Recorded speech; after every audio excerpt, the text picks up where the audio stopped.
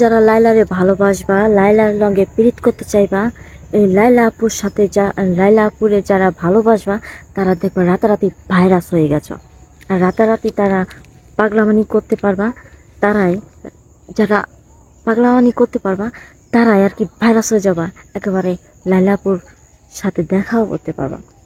হ্যাঁ, যখন প্রিন্স মামুনের সাথে লাইলা আপুর ভালোবাসাটা ছিল, ভালোবাসাটা ভেঙে গেছে যখন প্রিন্স মামুন সবাই জানাই দিল যে লাইলা আপুর সন্তান আছে, ছেলেপুলারা আছে, তখন থেকে হুট করে কই থেকে লাইলার সব কিছু, বাংলাদেশ তো, বাংলাদেশের মানুষের সব কিছু সম্ভব, অসম্ভবকে সম্ভব করার কাজ হচ্ছে বাংলাদেশের মানুষ।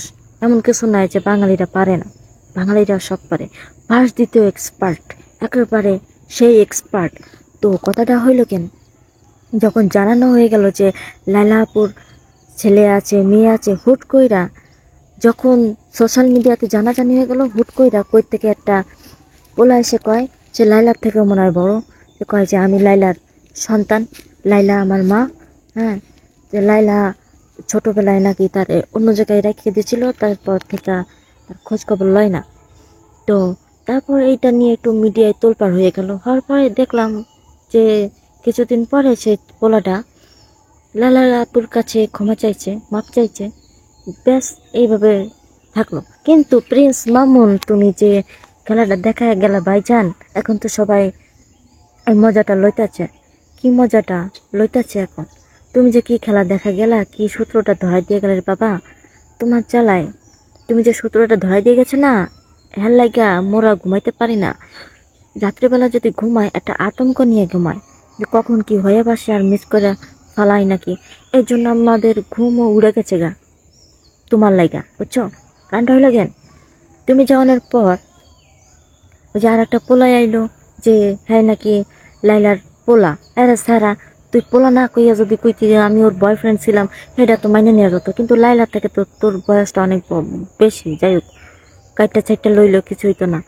তো যাই হোক, পোলা মানুষ যখন কইছে যে লাইলার পোলা, হয়তো বা ডাউনলোড হয়েছে কোথাও থেকে, কিন্তু ব্যাপার না। তো তারপরে ওর পর থেকে এক একটা করে আসতেছে যে ভাইরাস হওয়ার লাইগা, যে আরেকটা পোলে আইছে যে লাইলার জন্য জীবন যৌবন সবকিছু দিয়ে ফেলাইতেছে। হ্যাঁ, তারপর বিডি ইমরান তার স্যালনের ভিতর নিয়ে গেল, নেওয়ার পরে সে কি কান্নাকাটি, লাইলা রে সারা সে বাঁচতেছে না, এইভাবে চলতেছে চলতে চলতে। তারপর দেখি আর হুঁশ নাই, কিছু নাই। যখন ভাইরাস হয়ে গেছে, ভাইরাস হওয়ার পরে তার আর হুঁশ নাই, মানে মনে হয় যেন মশার কামড় খাইয়ে অজ্ঞান হয়ে গেছে কেন। তারপর লাইলা লাইলা লাইলা আন্টি তো ওই থুকু কি কইতে কি কয়ে ফেলাইতেছে। তারপরে কিছুদিন ধরে দেখতেছি চ্যাংড়া একটা পোলা, আমার মনে হয় মানে নাক টিপলে ছাদ পড়বে। নাক টিপলে তো দুধ বেরোয় না, ছাদ পড়বে। নাক টিপ দিলে ছাদ পড়বে, কারণ বাচ্চাগুলো যারা ছোট ছোট আছে তাকে তো নাক চাপ দিলে পড়ে আর কি। যাই হোক, কথাটা হইলো কেন ওইটা না, কথাটা হচ্ছে কেন, আসল কথাটা হইলো কেন, কিছুদিন ধরে চ্যাংড়া একটা পোলা, বাতাস হওয়ার আগে মনে হয় উড়ে যাবে সেই পোলাটা। চ্যাংড়াটা পোলা আসে কি লাইলার ছবি টবি টাঙাইছে, হ্যাঁ, যেখানে সেখানে ছবি টাঙাইছে, এখানে ওখানে যেখানে সেখানে। তো এই ছবি টাঙানোটা দেখাই দিয়ে গেছিল আমাদের কে যেন দেখছে, ওই যে আরেকজন আছে এখন দুবাই থাকে,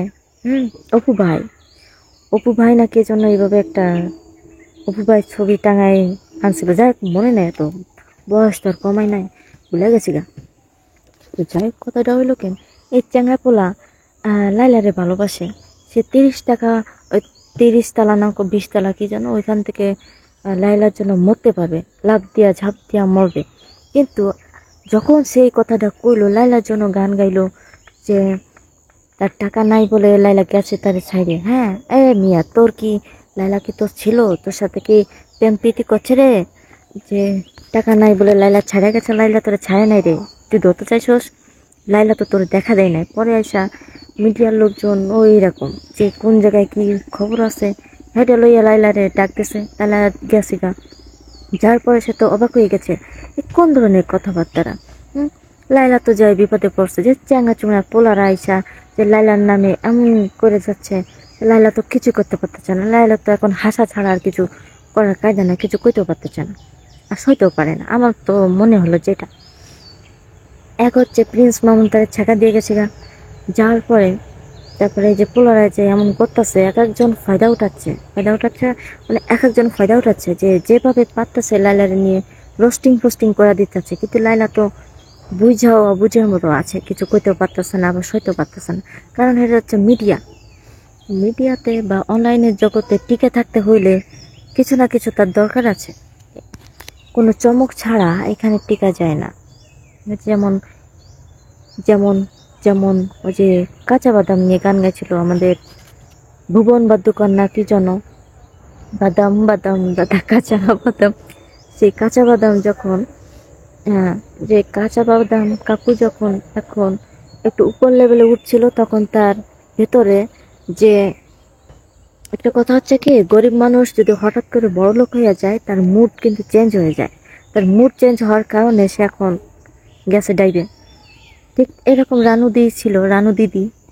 তো হঠাৎ করে সে রেল স্টেশনে পাগলের মতো ঘুরে বেড়াইতো। তো যখন সে গান গায়ে ভাইরাল হওয়ার পরে তার মুড অন্যরকম হয়ে গেল, তার কথাবার্তা অন্যরকম হয়ে গেছে। হওয়ার পরে তার যে পাবলিক উঠাইছিল, সে পাবলিকে আবার ডাবাইয়া দিছে। কিন্তু এখানে তো এইসব করা যাবে না। এই সোশ্যাল মিডিয়া হলো যে চমক দেখাইতে হবে, প্রতিদিন একটা একটা চমক দেখাইতে হবে। চমক ছাড়া তুমি টিকে থাকতে পারবে না বাজার, তুমি টিকে থাকতে পারবে না। জনগণকে হাসাইতে হবে, নাচাইতে হবে, হ্যাঁ, জনগণকে একেবারে ভন ভন করে ঘুরাইতে হবে, তাহলে তুমি টিকতে পারবে।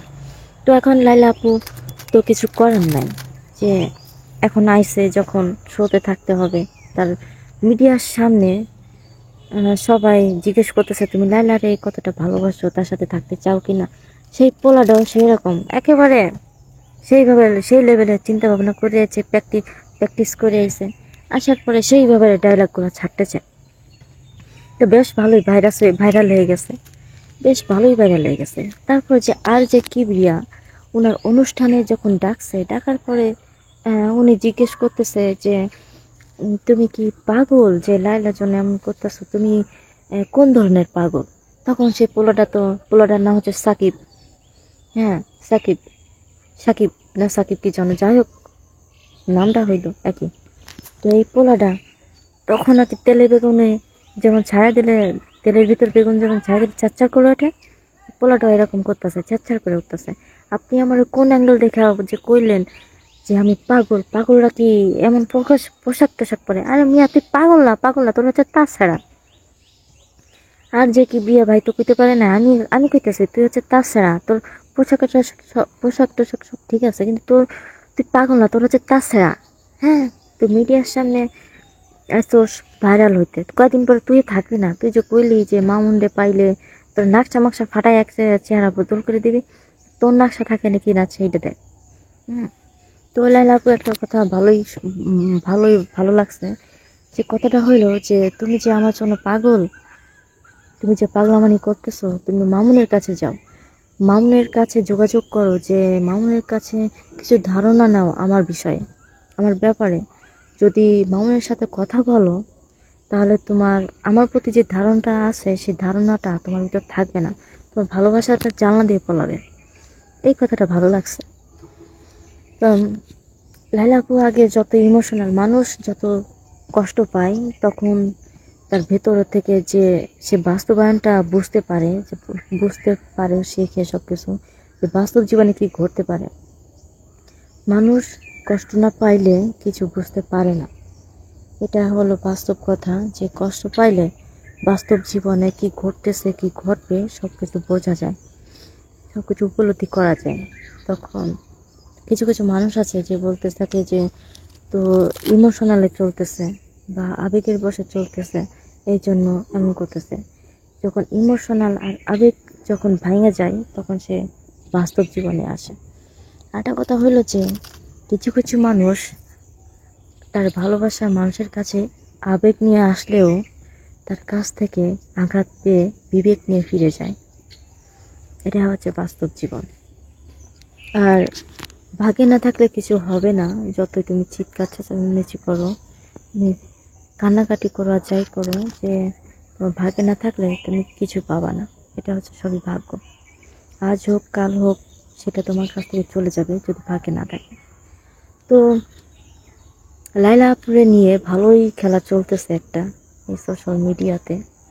তো এই লাইলা আপুরে নিয়ে একটা ভিডিও করছিলাম টিকটকে। তো ওইখানে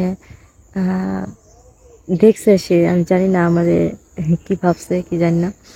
তো ওনারা নিয়ে একটা ভিডিও করছিলাম, সেখানে এসে আমার ভিডিওটা দেখলো, দেখার পরে একটা রিপোস্ট করে গেছিলো। রিপোর্ট করে নাই, রিপোস্ট করছিল। তো যাই হোক দেখছিলাম। তো তাহলে নিয়ে অনেকে ফায়দা তুলতেছে, যে ভাইরাল হইতে আসতেছে। যেমন ওই যে কিছুদিন আগে আমাদের জুনিয়র সাকিব ছিল, এই সাকিবরে নিয়ে কত মেয়েরা কত কি করলো। এই জুনিয়র সাকিবরে নিয়ে অনেক নাটক হয়েছে। তো জুনিয়র সাকিবকে এখন দেখা যাচ্ছে না। এখন আবার লাইলা আপু, লাইলা মামুন এরা থাকবেই এই অনলাইন জগতে বা ফেসবুকে। লাইলা মামুন থাকবে, ফেসবুক যদি থাকে, অনলাইন প্ল্যাটফর্ম যদি থাকে, এই লাইলা মামুন অবশ্যই থাকবে। কারণ এরা হচ্ছে ব্যাপকভাবে ভাইরাল, এরা হচ্ছে সেলিব্রিটি ভাইরাল। তো এরা থাকবে, অবশ্যই থাকবে। এই জন্য এদের নিয়ে সবাই ফায়দা তুলতে আসে।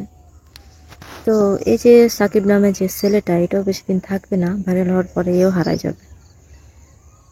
জুনিয়র সাকিব, ওই যে মেয়েটা কি যেন নামটা ভুলে গেছি, ওই যে মেয়েটা বললো যে বিয়ে করছে, সাকিব তাকে বিয়ে করছে, কিন্তু কয়েকদিন পরে ভাইরাল হওয়ার পরে তাদেরকে আর খুঁজে পাওয়া যাচ্ছে না।